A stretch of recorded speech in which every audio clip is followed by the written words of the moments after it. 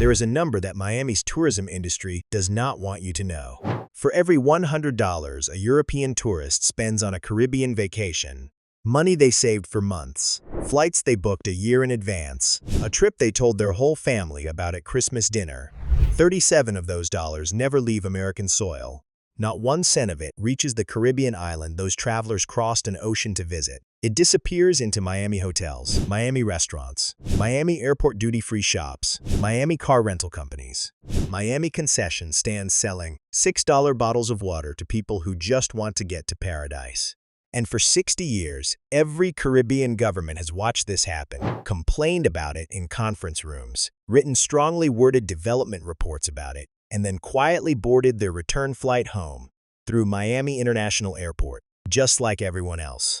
Jamaica is done being polite about it. What you are about to hear is not a government press release or a tourism board announcement dressed up to sound important.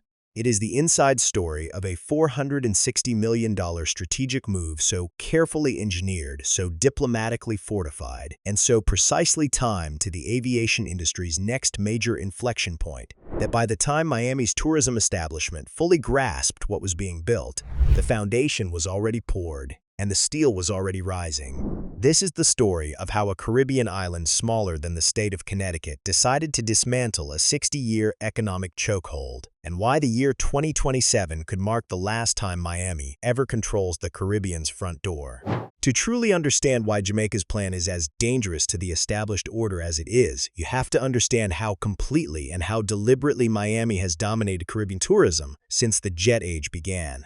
Not dominated it in a vague or metaphorical sense. Dominated it structurally, financially, and in many cases legally, through a hub-and-spoke aviation system that funnels the majority of European and transatlantic Caribbean-bound passengers through American soil before they ever set eyes on a coconut palm. This arrangement did not happen by accident. It is the product of 6 decades of strategic airline network development. Bilateral aviation agreements negotiated when Caribbean nations had almost no leverage, and terminal infrastructure investment that Caribbean airports simply could not match, because the capital to match it was never available to them. European families wanting to vacation in Jamaica, Barbados, St. Lucia, Grenada, or Antigua have historically had no practical alternative to connecting through Miami, Atlanta, or New York. They go through American immigration, they pay American airport fees, they eat at American airport restaurants, they sleep in American airport hotels when their connections collapse, and they leave significant money behind on soil that has nothing to do with the paradise they came to experience. The economists who study Caribbean development have a precise name for this phenomenon. They call it tourism leakage, and in the Caribbean it operates at a scale that is genuinely hard to absorb. Research from the Caribbean Tourism Organization and multiple development economists places leakage rates across the region between 20 and 50%, depending on the destination and the origin market of the travelers involved. For European tourists specifically, who must route through American hub airports and encounter all the associated costs along the way, the leakage sits at the higher end of that brutal range. That figure of 37 cents lost for every dollar spent is not a dramatic invention conjured to make a story sound alarming. It reflects the documented economic reality of what happens when a nation cannot control its own tourism gateway. When someone else sits between you and your visitors and takes a cut of everything that passes through. Now apply that across the full scale of Jamaica's visitor economy, and the numbers stop being abstract very quickly. Jamaica welcomed approximately 4 million international visitors in the years before the pandemic disrupted global travel. Since then, the country has been systematically rebuilding and pushing beyond those pre-pandemic figures. Tourism contributes directly around 10% of Jamaica's GDP, and when indirect and induced economic effects are counted, the sector is the single most important economic driver the island has. So when development economists calculate that the existing routing structure through American hub airports drains hundreds of millions of dollars annually from the Jamaican economy before those tourists even land, that is not an academic finding to be debated in graduate seminars. That is school funding that never arrived. That is medical equipment that was never purchased. That is road infrastructure in rural communities that have been waiting for basic investment for longer than most of those communities can remember. That is the economic difference between a developing nation that is surviving and a developing nation that is genuinely building something. Edmund Bartlett, Jamaica's Minister of Tourism, and one of the most persistent voices for Caribbean aviation independence in the entire region, has spent years constructing the intellectual and diplomatic foundation for what would eventually become the most ambitious infrastructure project in the island's modern history. The argument his ministry built was straightforward, verifiable, and devastating to the comfort of the status quo. Caribbean nations were not losing wealth because they lacked visitors. They were losing wealth because they lacked control over how those visitors arrived. The gateway was not theirs, and a nation that does not control its gateway does not control its economy. If you could fundamentally change the arrival infrastructure, if you could move the front door of the Caribbean, you could change the economics of an entire region. That is the idea behind the $460 million. The investment centers on Jamaica's two international airports, Norman Manley International in the capital city of Kingston, and Sangster International in Montego Bay, which is consistently one of the highest traffic airports in the entire Caribbean region. For years, both airports have operated efficiently within their existing infrastructure, but have been constrained in a way that matters enormously in terms of competitive positioning. Long-range wide-body aircraft on fully loaded transatlantic routes require runway lengths, advanced instrument landing systems, and terminal infrastructure that many Caribbean airports have not possessed. Miami built that infrastructure for the hub role it designed itself to occupy. Now Jamaica is spending $460 million to build it for the hub role it intends to claim. The investment covers runway extension and structural reinforcement capable of handling the largest commercial aircraft currently in service, including the Airbus A350 and Boeing N787 variants that dominate long-haul leisure routes from European cities. It covers the installation of advanced instrument landing systems, technology that allows aircraft to operate in weather conditions that would grow at airports with less sophisticated equipment. Meaning Jamaica can be receiving flights precisely during the windows when other airports, including Miami, are closing due to adverse conditions. It covers new terminal capacity built with passenger connection efficiency as a primary engineering objective rather than a secondary consideration.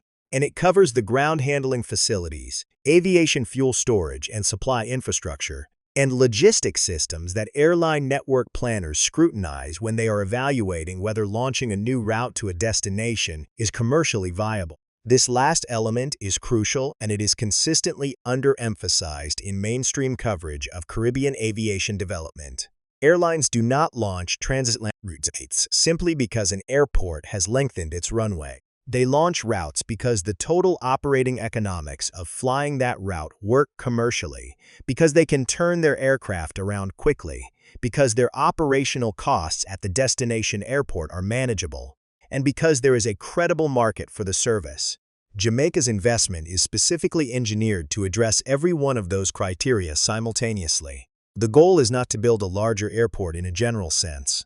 The goal is to build an airport that is more economically attractive for international airlines to serve than Miami-routed alternatives, and to do so in a way that allows Kingston and Montego Bay to function as genuine regional connection hubs for the entire Caribbean. That is the strategic vision that separates Jamaica's plan from a standard airport modernization project, and it is where the real shock to the established order lies. Jamaica is not simply trying to bring more direct visitors for beach holidays, though it will certainly accomplish that. Jamaica is positioning itself as a regional connectivity hub, meaning that European travelers could fly directly into Jamaica and then connect onward to other Caribbean islands through Jamaica rather than through Miami. Barbados, Trinidad and Tobago, the Dominican Republic, Antigua and Barbuda, St.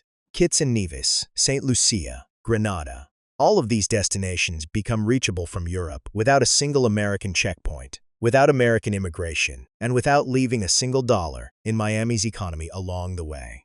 The Caribbean, in the vision Jamaica is building toward, begins to function as an integrated aviation region with Jamaica at its center, rather than as a collection of geographically separate islands, all structurally dependent on the same American middleman.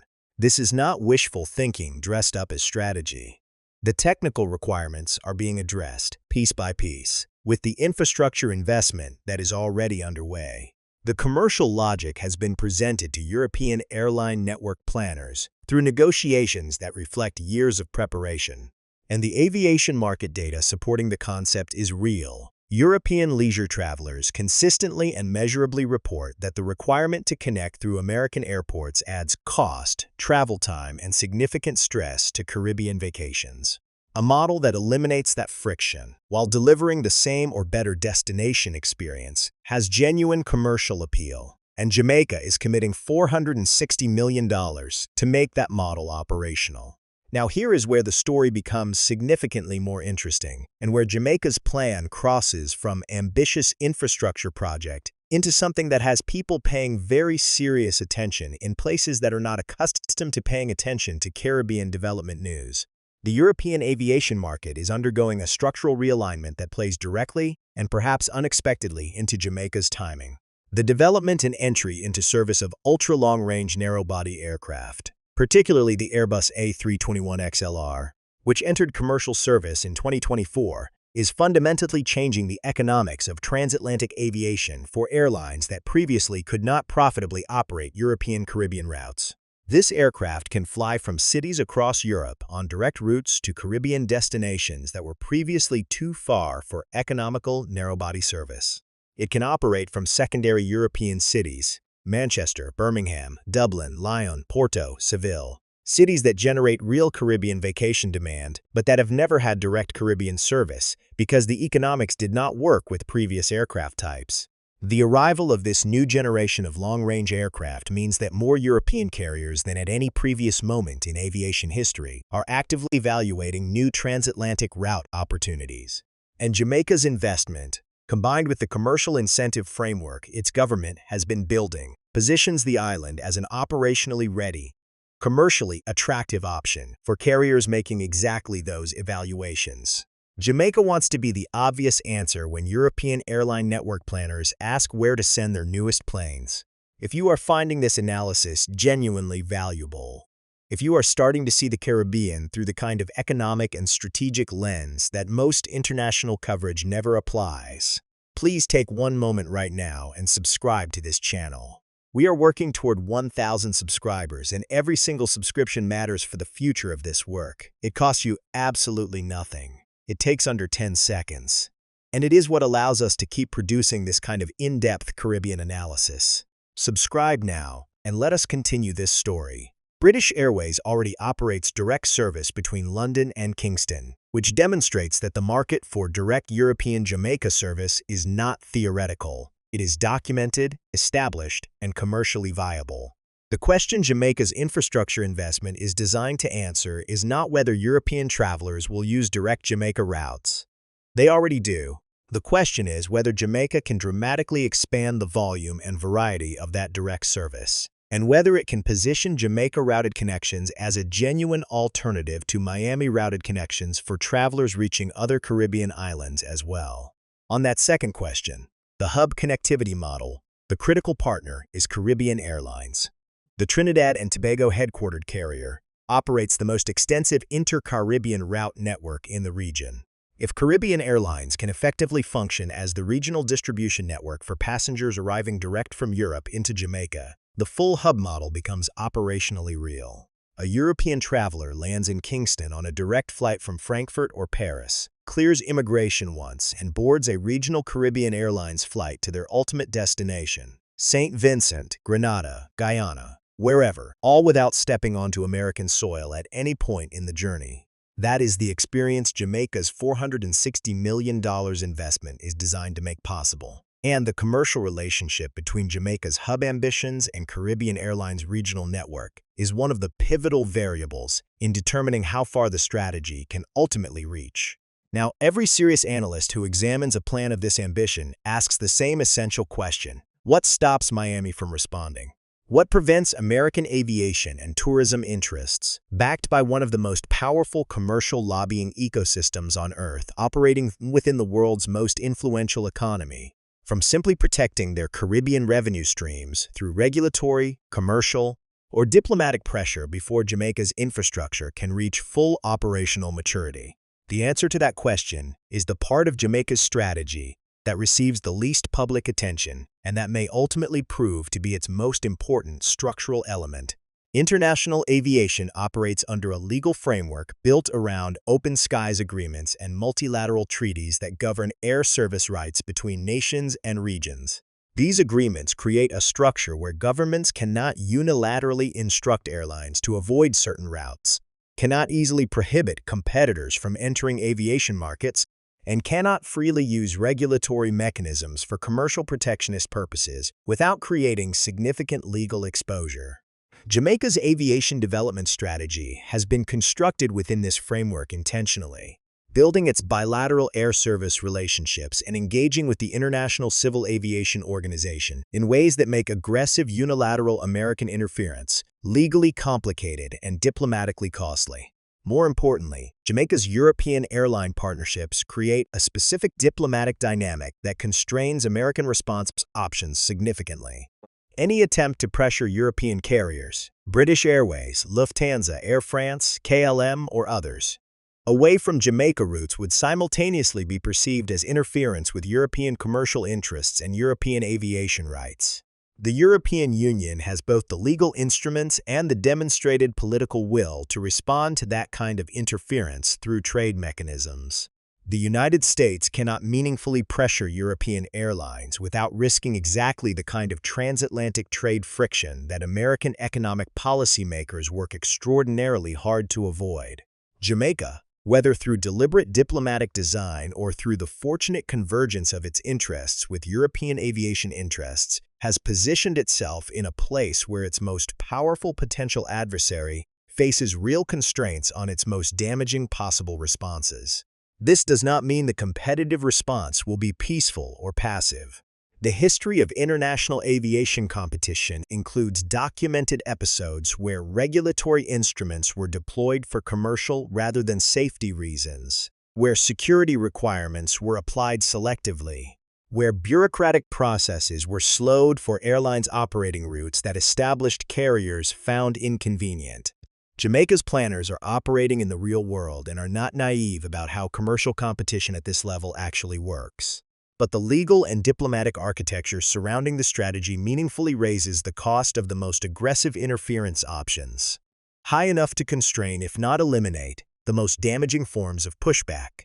What Florida's tourism economy is genuinely facing, and the projections here are produced by independent aviation and tourism analysts, not by Jamaican government communications, is the prospect of a structural shift in how European travelers access the Caribbean, one that unfolds gradually enough that it is difficult to identify a single moment to legally or politically challenge, but that accumulates into a fundamental realignment of regional tourism economics by the time the infrastructure is fully operational. The scenarios that concern Florida most are not the dramatic ones. They are the quiet ones. A 15% shift in European Caribbean connection traffic, a 20% shift. Each individual flight rerouted is invisible in isolation. Collectively, across the volume of European origin Caribbean traffic that moves through South Florida annually, even moderate shifts translate into impacts measured in hundreds of millions of dollars of annual economic activity. The broader Caribbean reaction to Jamaica's initiative has been cautiously but meaningfully positive for reasons that are immediately understandable. Every Caribbean nation that loses revenue to the Miami connection model has a direct interest in Jamaica's hub strategy succeeding. Barbados has been pursuing its own air access development and expanding direct European connections. The Dominican Republic, which already handles significant European charter and scheduled traffic, has infrastructure that positions it as a natural participant in any Caribbean aviation realignment.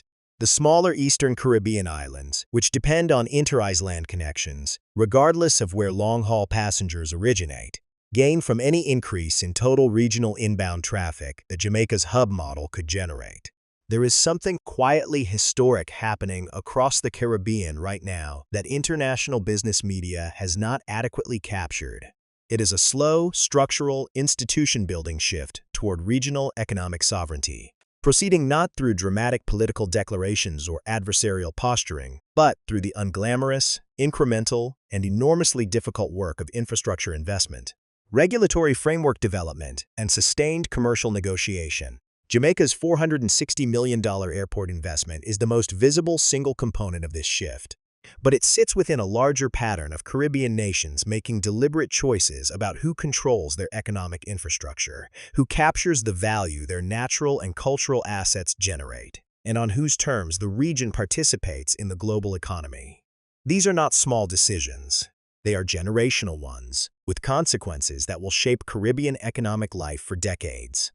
The 2027 timeline that Jamaica's planning framework targets for the full operational maturity of the upgraded airport infrastructure is not an arbitrary deadline. It aligns with the projected entry into full commercial deployment of new long-range aircraft types that will reshape transatlantic aviation economics. It aligns with the natural expiration and renegotiation windows of bilateral aviation agreements.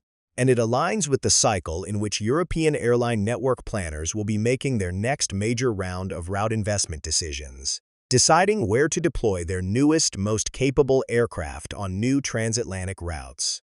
Jamaica's strategy is designed to position Kingston and Montego Bay as ready answers to those decisions. Infrastructure complete, incentive framework in place, regulatory architecture solid, commercial relationships built. Being precisely ready for that window is not incidental to the plan.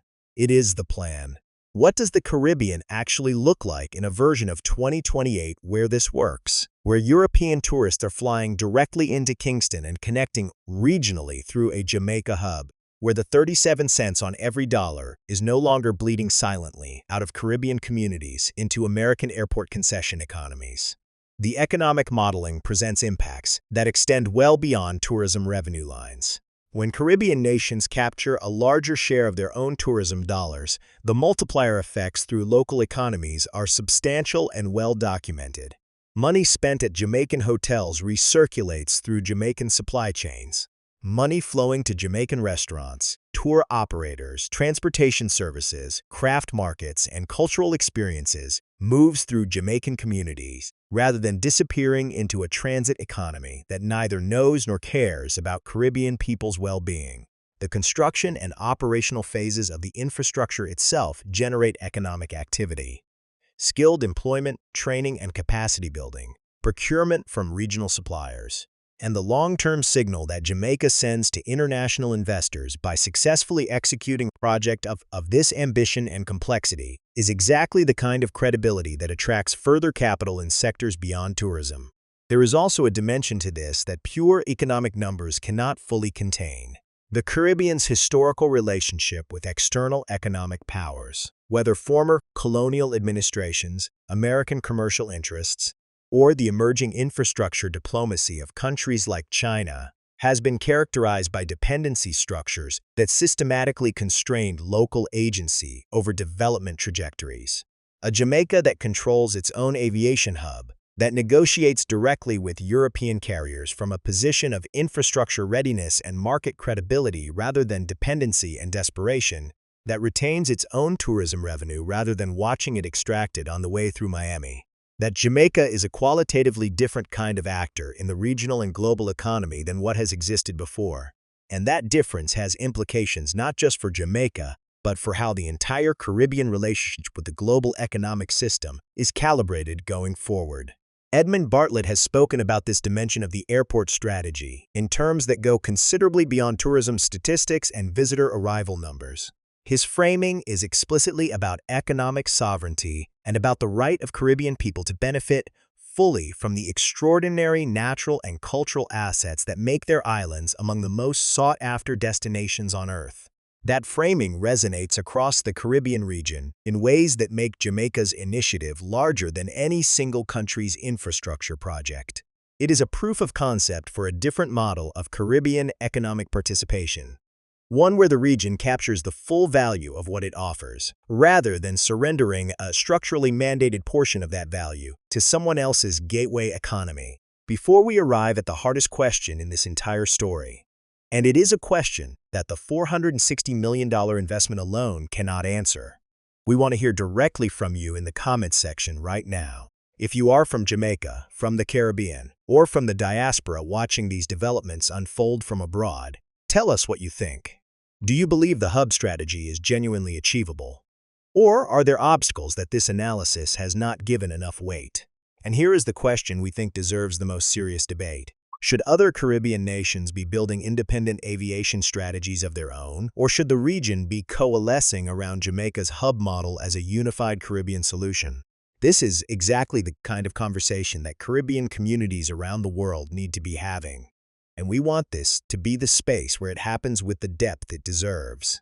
The hardest question in Jamaica's $460 million story is not whether the infrastructure can be physically built. Jamaica has demonstrated the financial commitment and the technical planning capacity to build it. The question is not whether European airlines can be interested in expanded direct Caribbean service. The market demand is real, documented, and the commercial logic of new aircraft economics makes it more viable right now than at any point in previous Caribbean aviation history. The question is not even whether Miami will attempt a competitive response. Of course it will. The hardest question is this: can Jamaica maintain the political consistency, the institutional coherence, and the long-term strategic discipline required to execute a plan of this complexity across election cycles, across inevitable changes in government, and across the economic pressures that a developing nation inevitably encounters when it commits $460 million to infrastructure whose full returns materialize over years rather than quarters? Caribbean development history contains ambitious projects that were launched with genuine ceremony and genuine intent before being quietly abandoned when political winds shifted, financing structures weakened, or the sheer operational complexity of execution exceeded the institutional capacity of the governments involved to sustain. Jamaica itself is not immune to this history. Anyone approaching Jamaica's airport strategy with clear and honest eyes has to take that history seriously rather than waving it away.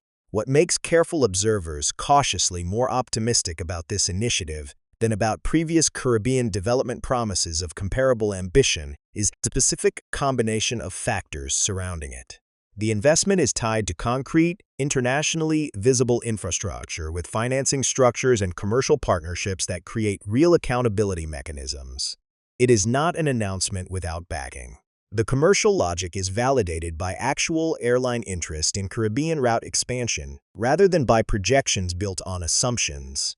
The diplomatic architecture has been constructed gradually and deliberately in ways that are durable against the most obvious forms of external interference. And the political framing, at least as it currently stands, reflects a genuine understanding of the long-term stakes.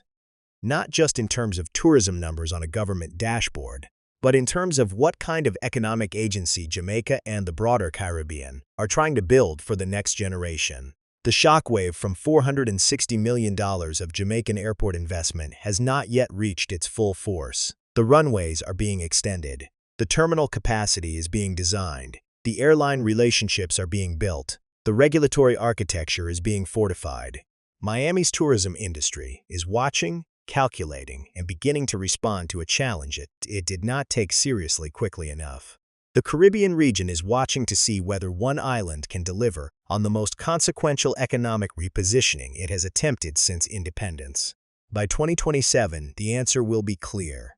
Either the shockwave reaches Miami with the full force Jamaica intends, and the Caribbean's relationship with its own tourism economy changes permanently, or the disruption fades before it can fully develop, and the 60-year chokehold tightens back into place. What we know with certainty right now, in this moment, is that Jamaica is swinging harder and with more strategic sophistication than any Caribbean nation has swung before, at a target that has controlled the region's economic destiny for 6 decades without ever being seriously challenged. That is a story that deserves every bit of the attention it is finally beginning to receive. That is a story about far more than airports and airline routes. And for every Caribbean person who has ever watched 37 cents of every dollar they worked to attract disappear before it ever arrived, it is a story about whether the Caribbean finally gets to control what has always belonged to it.